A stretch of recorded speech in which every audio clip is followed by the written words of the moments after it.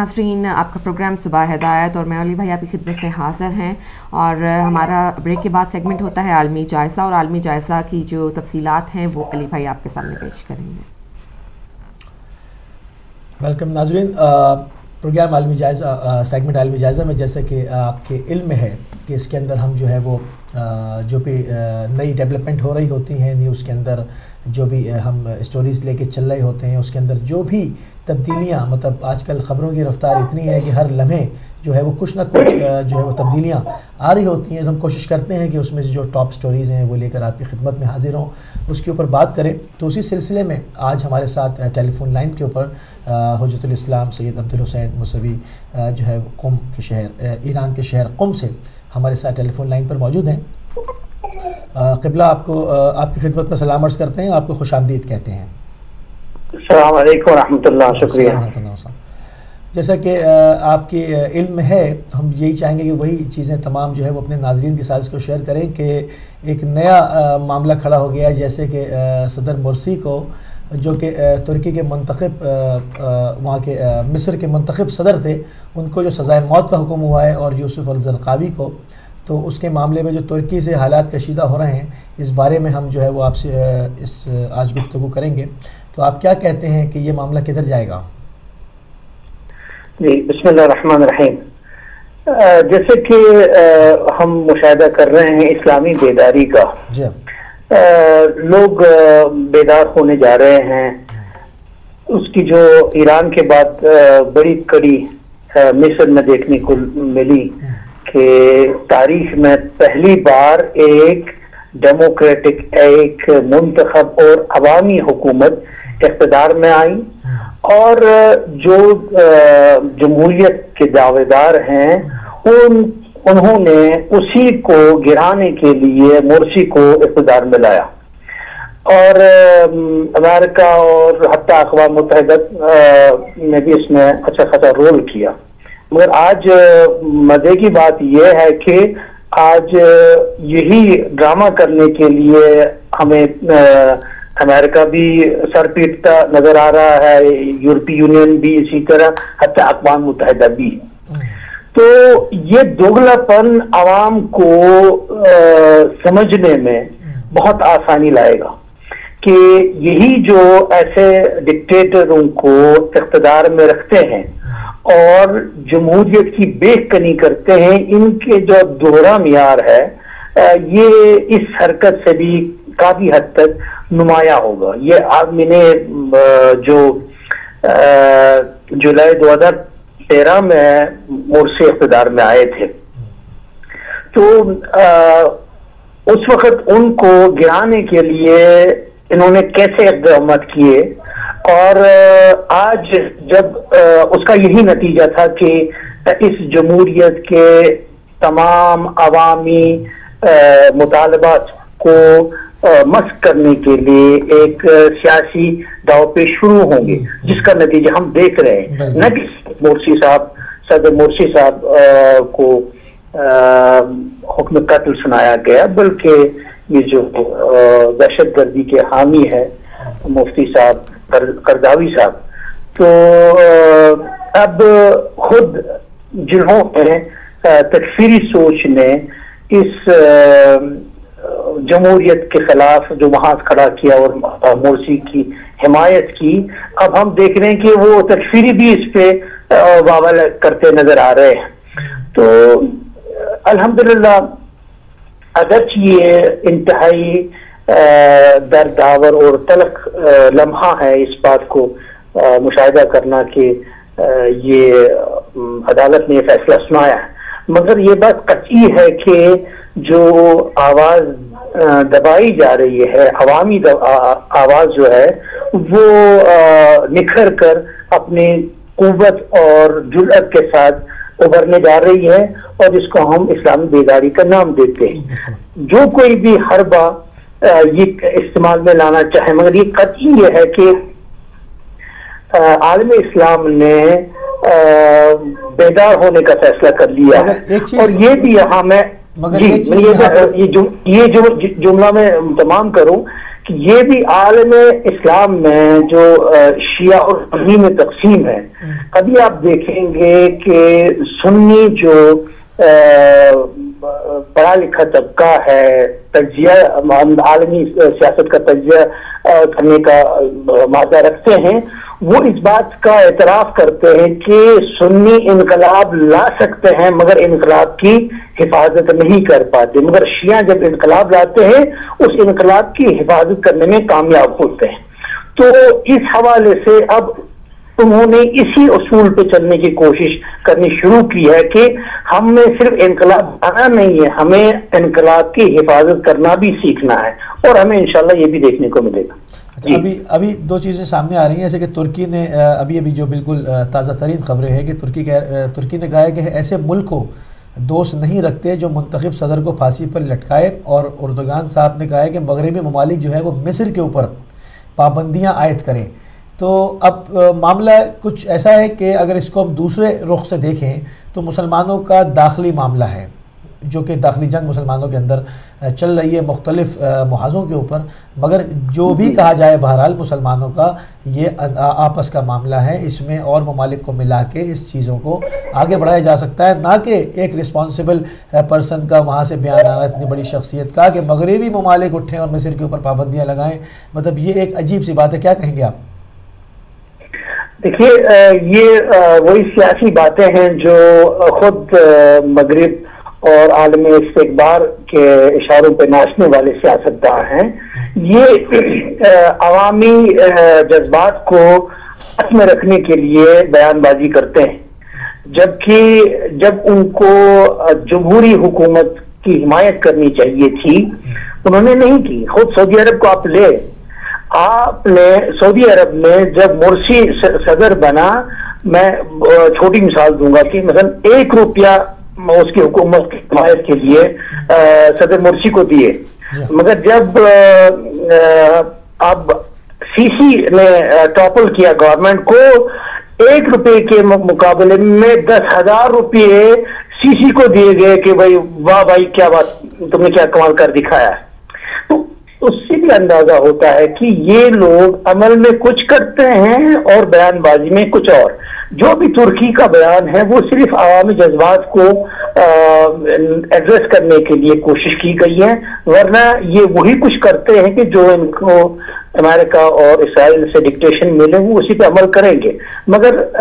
جس طرح میں نے پہلے بھی اشارہ کیا ہے، عوام اس بات کو اب بھانپ رہے ہیں، یہ زیادہ دیر تک یہ ڈرامہ بازی ان سیاستدانوں کی چلنے والی نہیں، کیونکہ اب دیکھیں جیسے بالکل سامنے آپ نے ابھی ان کا بھی نام لیا، یوسف زرقاوی کا، اور ہم نے بھی اس میں سوال میں پہلے ان کا بھی نام لیا تھا کہ یوسف زرقاوی وہی شخصیت ہیں جب جیش الحر نے انٹروین کیا تھا شام کے اندر، تو یہ صاحب ہر ٹی وی مذاکرے میں بیٹھ کر جو ہے وہ شام کی منتخب حکومت کے خلاف گفتگو فرمایا کرتے تھے، مگر آج دیکھیں یہ اپنے ہی اعمال کا جو ہے وہ جو ان کے کرتوت ہیں اس کا یہ شکار ہو رہے ہیں۔ تو کیا دوسرے مفتیوں کو نصیحت نہیں حاصل کرنی چاہیے؟ اگر اعمال کا نتیجہ کہیں تو یہ تو بہت کم مسئلہ ہے۔ اب یہ ہے کہ اس بہانے سے عوام کو اصلی اور کھوٹے میں فرق سامنے آئے گی۔ جہاں انہوں نے وہ فتویٰ دیے، بہت سارے ایسے، آپ نے شام کا بہت اچھا حوالہ دیا، وہاں جو لوگ دنیا بھر کے مسلمان ملکوں سے لوگوں کو لایا گیا کہ بھئی وہاں پہ سنیوں پہ ظلم ڈھایا جا رہا ہے تو ان کو راستے سے ہٹانا ہے وغیرہ، وہاں گئے اور انہوں نے سنیوں کو مارا، اور مارنے کے بعد ان کو یہ پتا چلا کہ ان کو یہ کہا گیا کہ کیونکہ جو ایران کی باتیں کر رہا ہے، جو حق کی بات کر رہا ہے، تو اس کو وہ شیعہ کہہ رہے تھے۔ جب وہ پتا چلا کہ نہیں، وہ جب ان کا تشییع جنازہ ہوا، وہ پھر کہا کہ ہمیں کیا کہا گیا، ہمیں تو کہا گیا تھا کہ یہ شیعہ ہیں، آپ ان کو مارے، ہم تو سنیوں کو مارے ہیں۔ خود امام جمعہ وہاں کے دیکھیں کہ ان کے شہادت کے بعد خود انہوں نے اعتراف کیا کہ ہمیں غلط کہا گیا ہے، اور یہ اس زمانے میں کیا کچھ کہہ رہے تھے، آپ ان کے بیان بازی کچھ اور آئیں گے، یہ عوام کو فیصلہ کرنے میں بہت مدد کریں گے کہ ہمیں کھوٹی اور صحیح میں کیسے پہچان کرنی ہو، چاہے وہ سیاستدان ہو چاہے وہ ہمارا عالم ہو۔ بالکل، مفتی اعظم شام کے بیٹے کا سر کاٹ کے، جو کہ خود اہل سنت کے مفتی اعظم تھے، ان کا سر کاٹ کے مسجد کے مینارے پر ٹانگا گیا تھا، جو کہ پورے میڈیا نے اس کو کوریج بھی دی تھی، اور یہ کوئی ڈھکی چھپی بات نہیں ہے، اور مطلب اس سے بات ظاہر ہو جاتی ہے کہ شیعہ سنی کا معاملہ نہیں تھا، بات ایجنڈا کچھ اور تھا، اور شام کو اسٹیبلائز کرنا تھا تاکہ وہاں وہ عدم استحکام کا شکار ہو جائے، تاکہ اس سے پھر اسرائیل کے تحفظ کے لیے معاملات کو آگے بڑھایا جائے۔ اور اب ہم دیکھتے ہیں کہ یہ معاملہ رکنے میں نہیں آتا۔ شام کے بعد عراق نے کو ہدف بنایا، عراق میں کافی تباہی کی، اس کے بعد یہ یمن پہنچ گئے، اب یہ معاملہ جو ہے وہ پھر افریقہ تک چلا گیا، وہاں سے میں نے کل ایک خبر کو پوری سٹوری کو شیئر کیا تھا کہ وہاں سے وہ لانچوں کے ذریعے بیٹھ کے جو ہے وہ یورپ میں آ رہے ہیں۔ تو آپ کیا دیکھتے ہیں یہ معاملہ بھی کتنا بڑھے گا؟ دیکھیے، ہمیں انٹرنیشنل پالیٹکس کو ایران اور امریکہ کے موقف کو دیکھ کے یہ کرنا چاہیے۔ جس کے پیچھے ایرانی حمایت ہو سمجھے وہ عوامی تحریک ہے، جس کے پیچھے امریکہ ہو وہ سمجھے وہ ڈکٹیٹروں اور سامراج کی مومنٹ ہے۔ تو جہاں جہاں پر ایران نے عوامی مفادات کے تحفظ کی بات کی، چاہے وہ عراق رہا، چاہے وہ شام رہا، چاہے وہ بحرین رہا، چاہے وہ یمن، تو یا یہی مصر رہا ہے، تو وہاں پہ بات سامنے آ گئی کہ عوامی چاہت وہی تھی جس کی ترجمانی ایران کرتا رہا اور حمایت کرتا رہا، جس کا جو وہ موقف ہے کہ وہ مظلوم کے حامی ہے۔ مگر جو امریکہ جمہوریت کا دعوے دار ہے، مگر پریکٹیکلی ہم دیکھ رہے ہیں کہ وہ جمہوریت کو پنپنے نہیں دے رہا، وہ عوامی آواز کو پنپنے نہیں دے رہے۔ جہاں پر بھی یہ مشکلات کھڑی کر رہے ہیں، یہ گیم پلان جو امریکہ کا ہے وہ ایک ناکام ہوتا جا رہا ہے۔ جتنی ابھی کون سمجھ رہا تھا کہ شام میں یہ ایسی ریزسٹنس دیکھنے کو ملے گی۔ یہی مصر میں اگر ٹاپل ہو گئی مگر اخوان المسلمین پھر اقتدار میں آئیں گے، اس میں دو رائے ہے نہیں۔ اسی طرح بحرین عوامی حکومت ایک نہ ایک دن ضرور آئے گی، یمن میں عوامی حکومت ایک نہ ایک دن ضرور آئے گی، اور عراق کا نمونہ تو ہم دیکھ ہی رہے ہیں۔ اچھا، تھوڑا سا اگر میں عراق کو فوکس کروں تو ابھی آپ دیکھیں رمادی کے اندر، حالانکہ عراق کلیئر ہونے کو تھا بالکل داعش سے، مگر ایک رمادی کے اندر ایک دوبارہ سے تھوڑی موومنٹ ہوئی، اور وہاں 500 فوجیوں کو بمائے اہل و عیال، ان کی بیوی بچوں سمیت جو ہے وہ تحقیق کر دیا گیا۔ تو یہ ایک دم یہ کیا چینج آیا ہے، اس بارے میں کیا کہیں گے آپ؟ چینج نہیں آ رہی، آپ نہیں دیکھ رہے ہیں کہ امریکہ کس طرح ان کو سپلائی، جب وہ دہشت گرد کمزور ہو رہے ہیں تو ان کے لیے وہ لیٹسٹ ویپن ڈال رہا ہے، اور پھر کہتے کہ غلطی سے ان کے پاس چلا گیا، تو کتنی بار غلطی؟ تو یہ تو پتا ہے کہ گیم پلان کن کا ہے، نہیں تو یہ تو کوئی نئی بات ہے نہیں، وہ تو ہے، وہ تو شروع سے جب بھی انہوں نے عراق کے اندر وہ داخل ہوئے ہیں، جب سے ان کے جہاز یہ سامان گرا رہے ہیں ان کے اوپر، یہ تو بالکل میڈیا کے سامنے ہے۔ مگر اب ایک دم دوبارہ سے یہ نکل کر آئے ہیں، تو آپ کیا کہتے ہیں یہ کتنا عرصے اور اسٹے کریں گے عراق کے اندر؟ اسٹے کرنا ان کے لیے پہلے دن سے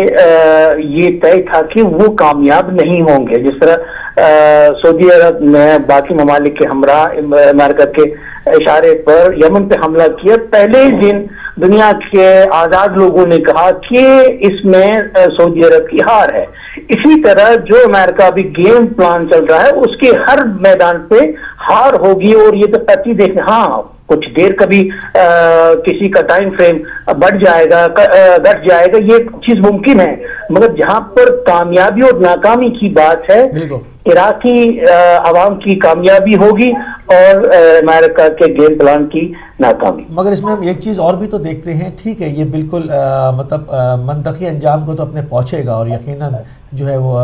مسلمان اس میں سے سرخرو ہو کر نکلیں گے، مگر فی الحال جو سامنے دیکھا جا رہا ہے اس میں ہمارا بڑا جانی اور مالی نقصان ہو رہا ہے مسلمان امہ کا۔ اور آپ کسی ملک میں لے لیں، جب کسی بھی ملک کے اوپر جنگ مسلط کی جاتی ہے تو آپ دیکھ رہے ہیں وہاں پر پورا انفراسٹرکچر جو ہے وہ نابود ہوا جا رہا ہے۔ تو اس سے ہم لوگ پوری مسلمان قوم کی بات کر رہا ہوں، ہم اس سے عوام نجات کیسے پائے گی؟ کیونکہ ان کے اوپر تمام حکمران ان کے پٹھو بیٹھے ہوئے ہیں، ایک جاتا ہے دوسرا آ جاتا ہے، آخر مطلب ہم اس نجات کے زینے کو کیسے چڑھیں گے؟ اس میں جو یہ استعمار کا سب سے بہت پرانا حربہ ہے شیعہ سنی تعصب کا۔ اگر آپ دیکھیں گے کہ علماء کبھی تعصب سے کام نہیں لیں گے، قتل غارت سے کام نہیں لیں گے، دلیل پیش کریں گے۔ شیعہ دلیل پیش کرتا ہے اور سنی دلیل پیش کرتا ہے، کیونکہ جو شیعہ سنی اختلاف ہے وہ علمی ہے، فقہی ہے، اس میں گالی گلوچ کی گنجائش ہی نہیں، تو ماردار کی تو بات ہی نہیں، یہ جو گالی گلوچ اور مار داٹ کی سیاست کر رہے ہیں وہ مفاد پر استعمال ہے، ہمیشہ سے انہی کا ہاتھ رہا ہے اور یہ ان کا جو ویپن ہے ہمیشہ کارگر رہا ہے. مگر الحمدللہ اب دھیرے دھیرے سمجھ آ رہا ہے کہ کم سے کم شیعہ الحمدللہ اس بات کو سمجھ تو رہے ہیں، کیونکہ جب میدان کربلا کی بات بھی لے رہے ہیں انہوں نے کبھی بھی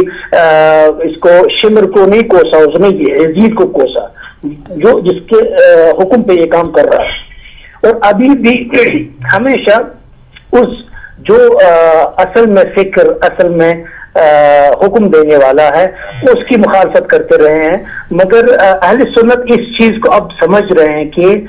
ہمیں شیعہ سنی کے درمیان ایسا کوئی اختلاف نہیں ہے جس کے بنا پر ہم ایک دوسرے کو کافر کہیں، ایک دوسرے کو خون مباح سمجھے، اس کی کوئی گنجائش نہیں. یہ کوئی اور ہے جو ہمارے تمام صلاحیتوں کو ختم کر کے اپنے مفادات حاصل کرنا چاہتے ہیں، چاہے وہ ہتھیار بیچ کے، چاہے وہ اپنے اجناس بیچ کے ہمیں ہمیشہ محتاج بنانا چاہتا ہے. اس میں دیر تو لگے گی ہی کہ تاکہ یہ خود مسلمان سمجھے کہ ہمارا نفع کس میں اور نقصان کس میں. لگتا ہے کہ سمجھ میں آ رہی ہے بات، اگرچہ اس میں اب وقت بھی لگ سکتا ہے. تو قطعاً بہت زیادہ عالم اسلام کو اٹھانا پڑتا ہے. بالکل بالکل صحیح کہا آپ نے. اس کے ساتھ جو کہ نتھی ہو رہی ہے ایک اور خبر، اس کا بھی حوالہ دیتا چلوں. جیسے کیمپ ڈیوڈ کا معاملہ ہے، اب وہاں پر عربوں کو ڈرا کر ان کی پوری ثروت لوٹی جا رہی ہے، یہ بھی تو معاملہ ساتھ میں ہے نا. اب سمجھائے کون ان کو؟ ابھی جو ایسے ابھی بھی آپ جو میں کہہ رہا ہوں کہ ابھی وقت لگے گا. جو صاحب اپنے آپ کو خادمین حرمین شریفین کہہ رہے ہو، آپ کہتے کہ مجھے امام کہو، وہ خائنین حرمین شریفین ہیں، مگر ابھی ان کے خلاف آواز نہیں اٹھ رہی ہے. ایک امیر ترین عرب ملک غریب ترین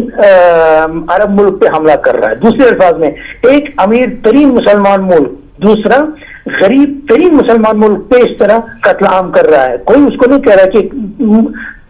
تم تو پناہ گاہ ہونا چاہیے تھا. یہ کیمپ ڈیوڈ کے بجائے خانہ کعبہ کے ارد گرد کوئی ایسا یہ پناہ گاہ ہونا چاہیے تھا. دنیا کے سبھی لوگ وہاں جا کے کہتے کہ ہمارے مسائل کا حل ڈھونڈیے گا. یہ کیمپ ڈیوڈ کا معاملہ یہ ہے کہ آپ جو ہمارے پاس جو کوڑا کرکٹ ہے، ہمیں نئی ٹیکنالوجی حاصل کرنی ہے. کوڑا کرکٹ جو ہمارے پاس ویپنوں کا ہے وہ لیجیے، خریدیے آپ بیوقوف لوگ، تاکہ ہم آگے جائیں. تو یہ ابھی ان حکام کو جو ان کو واجب الاتباع بعض اہل سنت کہتے ہیں اپنے حکام کو، جو کہ بڑے خائن ہیں، ان کے خلاف ابھی اس عوامی آواز نہیں اٹھ رہی ہے. یہ المیہ ہے، یہ المیہ ہے، کیونکہ جب تک آواز نہیں اٹھتی اور یہ موومنٹ نہیں چلتی اس وقت ہم نجات کے راستے نہیں دیکھ پائیں گے. بالکل بالکل صحیح. بہت شکریہ، آپ نے جو ہے وہ ہمیں اپنا قیمتی ٹائم دیا اور ان موضوعات کے اوپر گفتگو فرمائی تفصیل کے ساتھ. امید ہے کہ جو ہے ہمارے ناظرین کو کافی جو ہے وہ اس سے ان کی نالج میں اور معلومات میں اضافہ ہوا ہوگا. آپ ایران کے شہر قم سے ہمارے ساتھ ٹیلی فون لائن پر موجود تھے، جو ہم آپ کے تہہ دل سے مشکور اور ممنون ہیں. آپ ہمیں جو ہے وہ اپنا قیمتی ٹائم دیا کرتے ہیں. تو ناظرین، اسی کے ساتھ جو ہے وہ آج کا ہمارا یہ سیگمنٹ ختم ہوا اور آج کا ہمارا ٹاپک جو ہے وہ رہے گا نجات انسانی، کہ انسان کی نجات کن مراحل میں ہے، انسان کی نجات کن امور کے اندر ہے، خدا نے اور اس کے رسول نے کیا طے کیا تھا کہ انسان کی نجات کن معاملات کے اندر ہے اور ہم کن معاملات کے اندر چلے گئے ہیں. ابھی ٹیلی فون لائنز بھی جو ہے وہ اوپن ہوں گی، آپ بھی ہمارے ساتھ شرکت کریں گے، آپ کی بھی گفتگو سنیں گے. مختلف اینگلز کے اوپر آپ بھی بات کرتے ہیں ہمیشہ، ان مختلف چیزیں جو ہے وہ آپ سے بھی سیکھنے کو ملیں گی. آپ کے ساتھ اس کے اوپر بات چیت ہوتی رہے گی. جی سر. جی بالکل، آج کا ہمارا جو ٹاپک ہے وہ بہت اہم ہے، بہت ہی ضروری ہے. ہمارے ایک دفعہ نظروں سے، ہمارے جو ذہنوں سے اس کو ضرور گزرنا چاہیے، کیونکہ جیسے کہ ہم جو بہت ساری ایسے کامن باتیں ہیں جن کو اگنور کیے بیٹھے ہیں اپنی زندگی میں، اور ان کی طرف جو ہے وہ توجہ نہیں دے پاتے اپنی مصروفیات میں. ہمیں یہ آج جاننا ہے، آج ہمیں پتہ کرنا ہے کہ زندگی کی نجات جو ہے انسانی زندگی میں جو آسانیاں ہیں وہ کس طرح پیدا کی جا سکتی ہیں، اور ہم جن الجھنوں میں، جن گناہوں میں اور جن مشکلوں میں خود کو پھنساتے ہیں، اپنی ایفرٹ کر کے ہم پھنساتے ہیں اپنے آپ کو، ان سے ہم کیسے نکل سکتے ہیں جو ہم نہیں جانتے کہ ہم کس جال میں الجھے جا رہے ہیں. ہم آنے والا ہر ایک دن جو ہے وہ ہمیں موت سے قریب کر رہا ہے، اور ہر آنے والے دن میں ہمارے گناہوں میں اضافہ ہو رہا ہے، تو ہم اس کو کس طرح سے اپنے آپ کو ان سے نجات دلوا سکتے ہیں، وہ کون سی اصول ہیں، وہ کون سے قاعدے ہیں، وہ کون سی باتیں ہیں جن پر عمل کر کے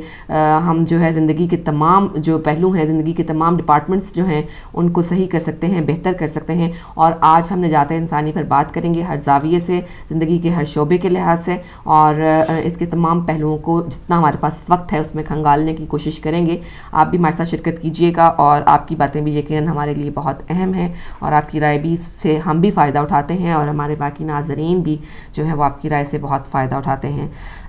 ابھی ہم جائیں گے تھوڑی دیر میں بریک کی طرف۔